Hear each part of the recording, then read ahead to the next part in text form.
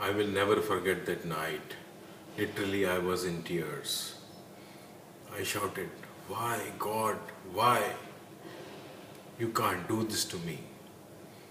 It was 15th of August, year 2000, in a train to Paris, main station. As the train stopped, suddenly I felt somebody is picking up my pocket. I caught hold of his hand, and by the time I could react, I saw that my purse is lying on the floor of the train. I jumped upon and picked up my purse immediately, but everything was gone. I could not find any money in that. All the dollars and the euros, everything was gone. It was totally empty. I was so afraid.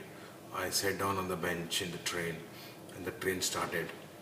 Nobody was there to whom I could say anything that, okay, now what do I do?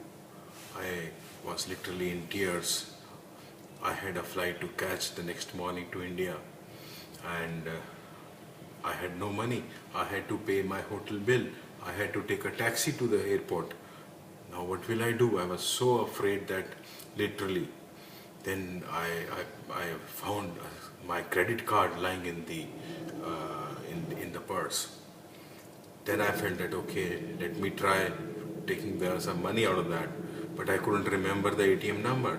It was so difficult, and I was walking down to the ATM in the rain. I couldn't find an ATM machine. I walked for approximately 2 kilometers. Then I found a machine in which everything was written in French. I punched in 500 euros demand and the ATM number, and the card was rejected. I was so afraid. Now what do I do? Then it came to my mind, maybe the ATM number or the money I was expecting is more. So I punched in 200 euros and in the ATM again. The card got rejected again. I was so afraid. Now what do I do?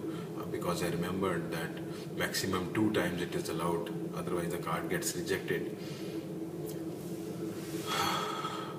I called up my wife in India, and it was approximately 3 in the morning. She also couldn't remember anything because I never told about the ATM number.